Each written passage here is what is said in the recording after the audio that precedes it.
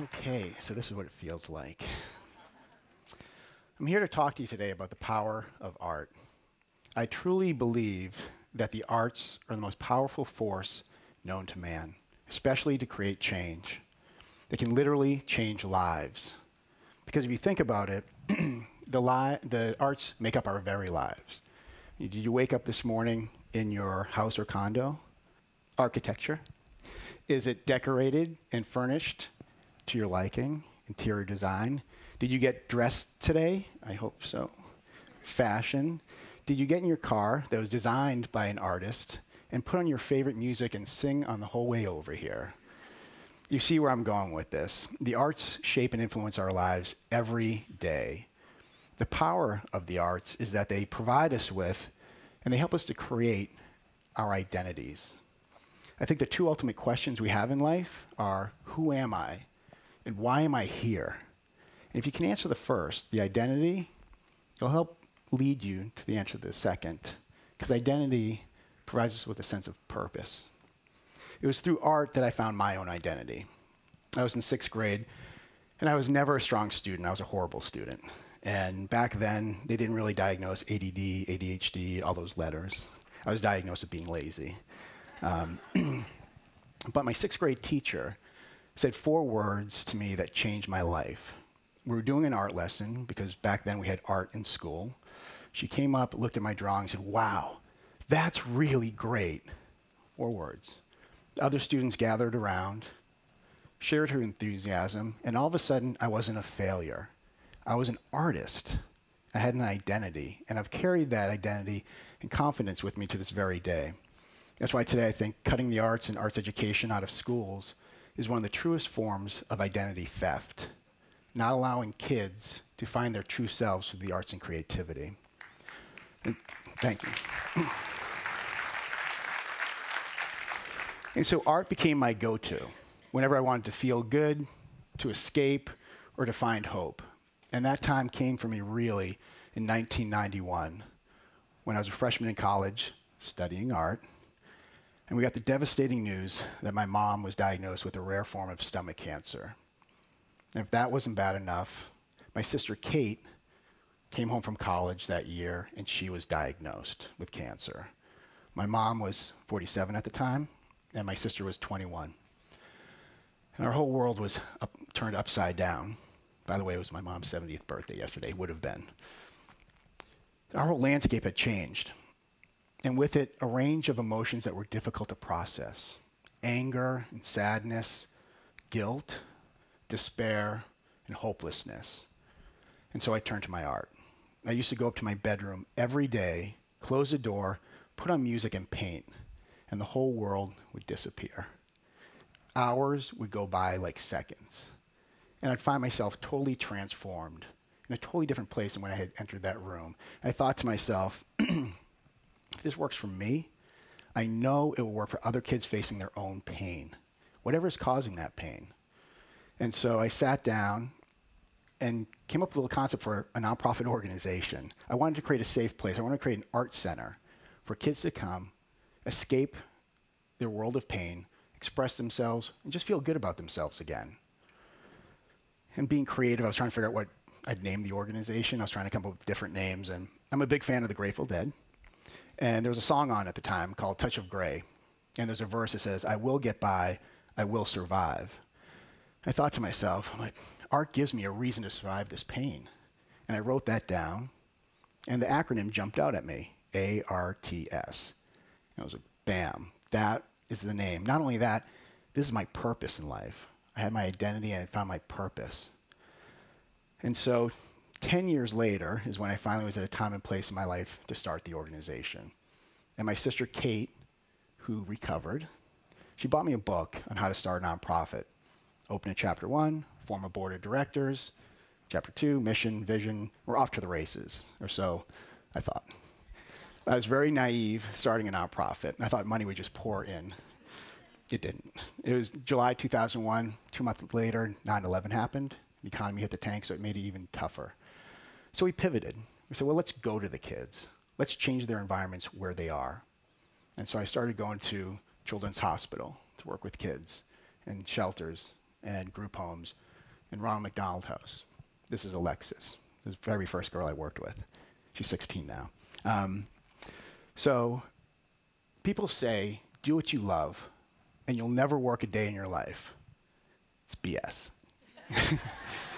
Total BS. It's going to be hard work. It's going to be grueling. You're going to want to give up many times. But it's the love that will see you through.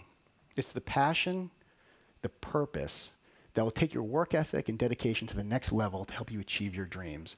I remember one of the many times I wanted to give up. It was about in year 2.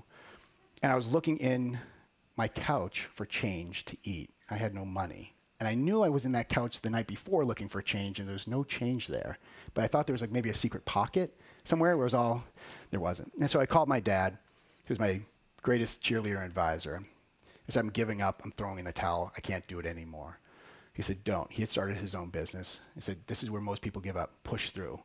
You've got a great business plan, and more importantly, look at the impact you've had on these kids through art. And so I made a deal with myself. We had a huge grant out at the time. I said, if we get that grant, push through. If not, I don't care what he says, I'm not doing it anymore. And we got the grant, $100,000 from the California Endowment, more money than we had ever seen.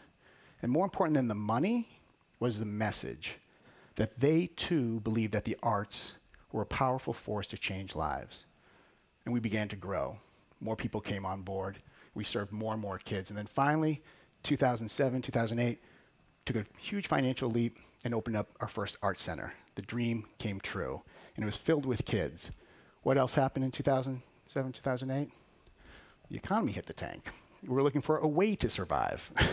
And so I began to question again, should I go on? Should arts even exist if the community is not supporting it? And it was frustrating because we see the impact the arts were having on these kids' lives. If only everybody else could see it. And I needed a sign that we're on the right path. And I got a phone call out of the blue from some filmmakers, Sean and Andrea Fine, true artists themselves. And they saw a stat that 1 in 45 youth in America are homeless. 1 in 45 in America. And they wanted to tell that story. But they wanted to tell the story through the eyes of a homeless teenager. Not only that, they wanted to tell it through the eyes of a homeless teenager who dreamt of being an artist. Because they too believed the arts were a powerful force for change. And they were using the art and power of film to do so. And so I introduced them to a young woman in our program that I think fit their profile. And this is her story. Dear people of the world. Just because I'm homeless doesn't mean I don't have a life, because I do have a life. I'm a girl who likes to jump in puddles and likes flowers. When I paint, I feel happy, so it's a good way to start my mornings. Just paint on something. And what better place than my face?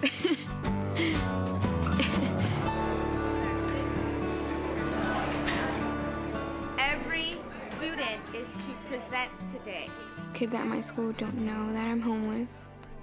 If people would find out, they'd probably make fun of me.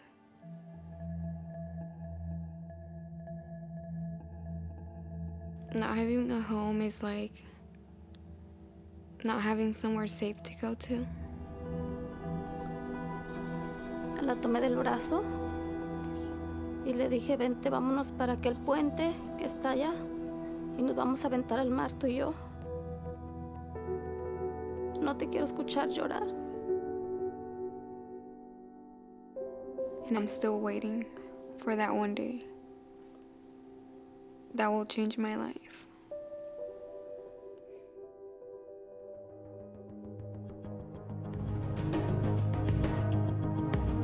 I think my life depends on me being an artist. I think if I don't become an artist, I'd probably not just let everyone down, but mostly let myself down. Black as night, time in the sun, in the rain, color me. And although people think they know me, they know nothing of my life. The woman's belly I came out of will never know what I go through out of her sight. Color me. Living together right now is not working. There's lots of stress. Quisiera abrazarla, darle los besos que dejé de darle desde que tenía 6 años.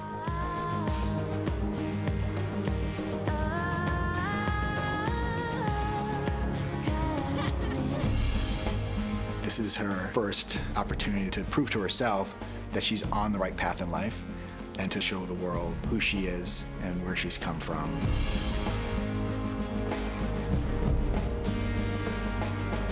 I don't know if I'm strong or whatever, but I think it's about time that I go my own way.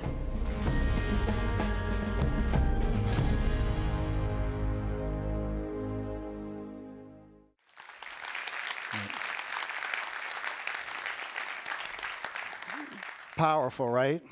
So powerful that it brings an undocumented homeless teenager from the streets of San Diego to the stage of the Academy Awards this year.